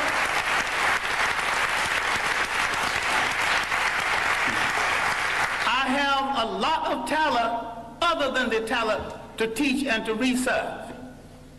I've never met a rich man who had a better mind than me. So if I wanted to succeed as a rich man, I could have done that. I never met a crook who wasn't a fool. I could have been a good crook if I chose to be a crook. I chose to be a teacher of African history. I chose to look in the Bible where I couldn't find my people. I started looking for them in the world, and I didn't stop until I found them. And I know why. And this is some encouragement that I want to give those of you who are young listening to this broadcast. That right there, what Dr. Clark just said, is something that was taught to me by my family. Like I said, an uncle of mine was a student of his, and he introduced me to him as a young man. I'm saying this to all of you young black people. Today, you are in a system that wants to lie to you, particularly about your heritage, your history. If you cannot find it, or you're surrounded by lies, go searching for the truth. We try to provide that information for you here in New Black Media Spaces, but if you're hungry to find the truth, you will. That puts the Most High on your side. He will reveal the truth to those who are seeking it out. And we all know the saying, the truth shall set you free, okay? Especially when you apply the truth to your life, the things that you learn, okay? See, a lot of people disregard the power of history. Oh, no. I feel bad for anybody that's doing that, because that right there, that's a part of the code and solution that's going to lead us to defeat the system of white supremacy and empower ourselves as a people, okay? So never, never, ever settle for, okay, well, this is what they told me, this is what they said. No. If you want to know the truth, you go searching for that truth. It'll meet you. All you have to do is get started looking for it. Trust me, I'm telling you what I know, not what I think. That's it. Let's let Dr. Clark continue. They are left out of the Bible. I know why all the angels are white. You mean to tell me God is merciful, God is kind, and not one little brown or black angel sneaked into heaven? I ain't buying that. Now, the Bible that you get so dewy-eyed over is one of the greatest pieces of propaganda ever written. If you want to read the Bible, why don't you read the Bible one day and read Mein Kampf the next day and see the comparison? That's hard on your mind. Because you think if you don't have Christianity, Islam, or Judaism, you don't have to have spirituality. I've got more spirituality after I put all of them down. And I've got more religion after I put all of them down. All right, now let me conclude something that has no conclusion. We have to look at the impact of Europeans on Africa. All impacts have been negative. The Romans laughed at the early African Christians. Finally, for political reasons, they stopped killing Christians and became Christians. I'm saying the Europeans became Christians for political reasons, as the Arabs became Muslim for political reasons, and as the so-called Jews became Hebrews for political reasons. People use organizations for political reasons, and what we get so dewy-eyed and think we're dealing with the truth. If you look at indigenous African belief systems, if you look at the idea when Africans had no churches of any consequence because these fools came here and said, this is the house of God, and the African looked at that church and said, if God who made the wind, the spring, made the ocean roar, and you're going to tell me he can fit into a little thing you call a church? That is no house of God. So some Africans had the common sense enough to move away from it, and some had the common sense to burn it down. I'm saying that you're closer to God when the further way you get away from organized religions that are all handmaidens of conquest. The Roman Empire developed during the early period of Christianity. Remember, the Roman Empire started in Africa. It rose in Africa. It fell in Africa. A lot of people need to stop reading some religious books and read some straight history without fable, without supposition, without myth. Read straight history. Read the Mediterranean world in ancient times. She's a racist, bigger, but her chronology is good. And there's a good history of the European trying to move out of Europe into the Mediterranean to find something to eat, to put on that gosh darn awful European food. He has solved his problems at the expense of other people. The slave trade liberated Europe from the depressed economy they had created with the so-called Crusades and through the famines and the plagues. Europe always solves its problems by preying on people outside of Europe. They are in a position right now that they have betrayed true socialism, which was not of European origin in the first place. And some people are confused between Karl Marx and Groucho Marx. I think a lot of people are Groucho Marxism instead of Karl Marxism. They're funny people. And I'll tell you something else that's funny right now, family. Talk about the chickens coming home to roost. If you look at what's going on in France right now, oh yeah, listen, they deserve everything that's going on over there, because if you know the history that France has played in the oppression of people on the continent and the oppression of people in Haiti and the oppression of our people here, Foundation of Black American Freedom. Oh yeah, see, this is why tying history together, it leads you to a clear picture of what's going on present day. Dr. Clark also said something else, and I've told you all this many times. All history is a current event. Just wanted to put that on your mind. Let's let it continue. You think that system started in Europe? No system as humane as socialism could have started among a bunch of icebox people who prey on their brothers for their breakfast. Read Kwame Colson's work, The History of the Modern World, especially the early chapters. Now, the evidence of Africans in the New World, the evidence of 1,000 years of civilization before slavery, all of this I'm not discussing because there is no time. But when the Romans disgraced themselves in the mismanagement of Christianity, they created a vacuum. Islam moved into that vacuum. The Africans thought that Islam would get the Romans off of their back.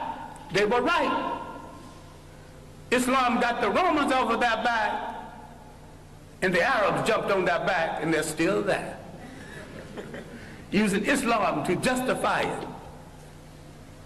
Now, the African military man, because we are the greatest fighting machine in the face of the earth, if we ever discovered this, people are going to start running.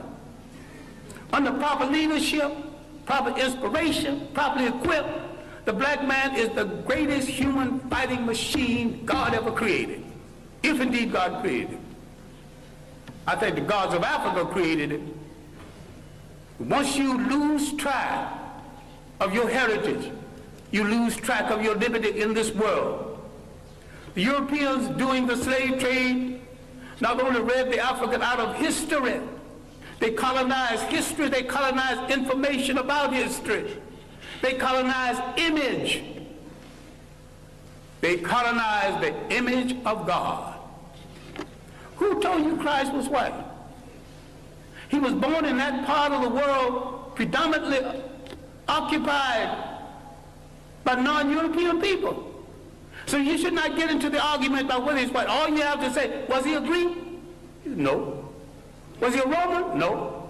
Well, these were the only people partially white in the area at the time. If he wasn't a Greek, he wasn't a Roman, he was one of those other people. You don't have to argue about the shades of color. So far as you're concerned, once you establish he was not a woman, he was not a Greek, your conversation is over. See how simple Dr. Clark made that, family? The truth is always very simple. See, there's a reason why we speak so highly of this elder and many others like Dr. Francis Chris Wilson, our living elder, Neely Fuller Jr., Dr. Clark Anderson, Dr. Clyde Winters, Dr. Randy Short. Okay, I could go on and on. Shahrazad Ali, I'll put that elder in there. There's a reason why we speak so highly of these grandmaster teachers, because one of the things they do when they were teaching, they made the truth plain, simple. And they taught you to use reason, logic, and common sense to get the facts that they were disseminating to you. They wasn't telling you what to think. They were teaching you how to think. You understand me? Told you. Put that thumbnail image on here for a reason. Let's let Dr. Clark continue. Now, if somebody else want to argue about his shade, well, that's their problem. Then if you got a problem with color, then you got a problem with your mother and your father. You have insulted your mother and your father if you don't like what they gave you. I wear mine like a badge of honor. I dig it. I wear it well. All right. Love it.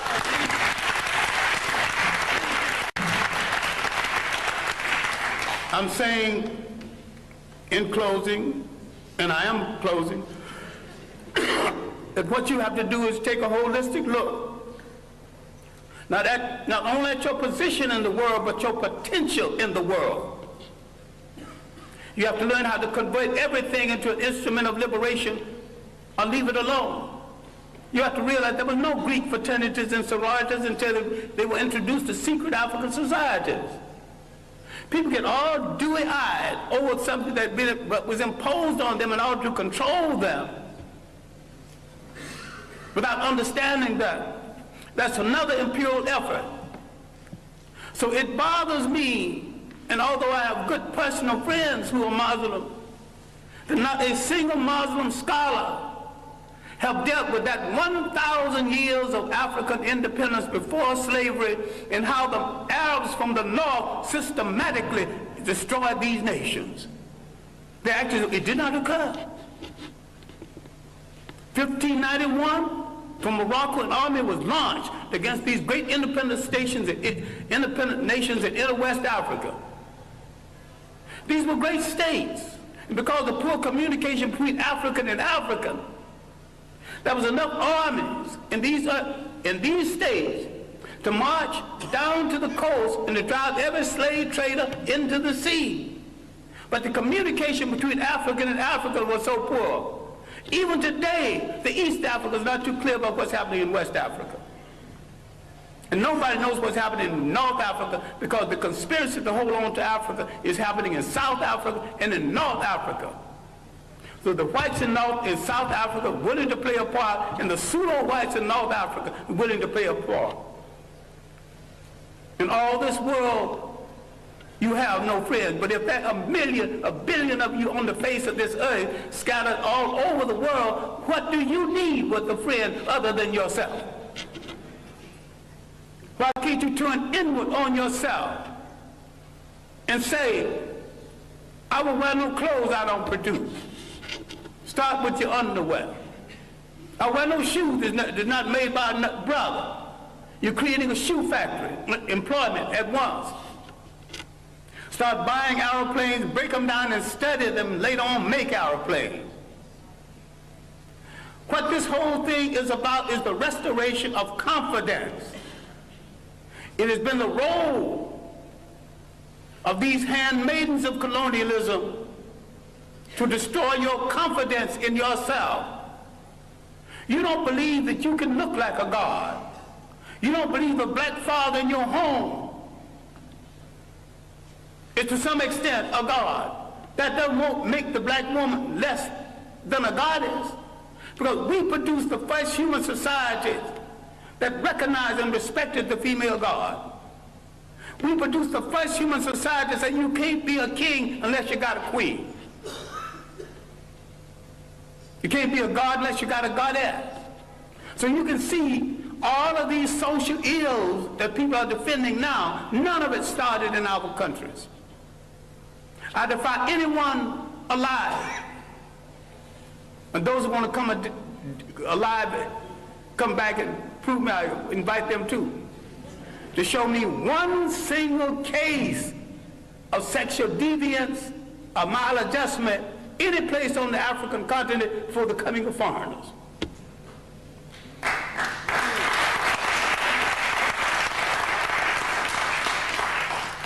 I defy you to show me one case of teenage pregnancy, one case of ill treatment of women. We got confused with someone else's ideas, someone else's concept and definition of us. What we have to understand is that faith has not spared us for an idle reason. A whole lot of people who've been hit less than us are extinct. What is there in us that made us strong enough to take this heavy blow? 500 years of slavery, one way or the other. Slavery, neo-colonialism. What made us strong enough to survive? What is faith saved us to do?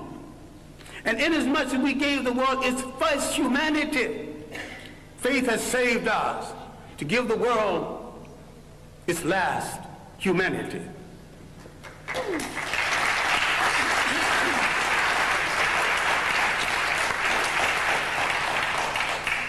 What we have to do is to believe it, to believe that we are worthy of it, and to believe that we are capable of it. What black studies should be about, what black religion should be about, is the restoration of the confidence. And the restoration of the confidence is we must rule the state again. There is not an imitation nation, an independent nation in Africa or the Caribbean Islands. They're all imitation European states. And what we have to understand is that the nation state is stagnant. The African did not live in a nation state, he lived in a territorial state. The African learned something very basic. Cultures have to be fertilized by cultures. People have to be fertilized by the interaction between cultures and cultures. This insecure European tightened his borders. You know, you got a passport to come here? The word passport is not in any African language.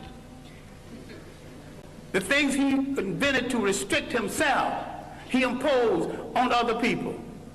Once we gain confidence in ourselves, and once we look at that person staring back at us from that mirror and like what we see, and don't move from that mirror until you like what you see.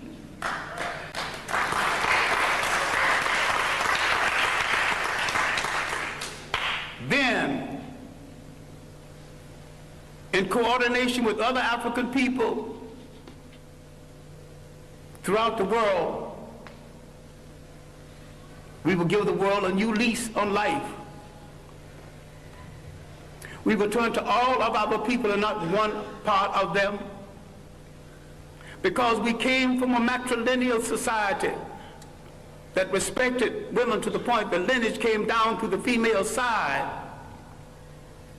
We must answer the call of the great African-American poet, Margaret Walker, who said, let the dirges end, let a new peace begin.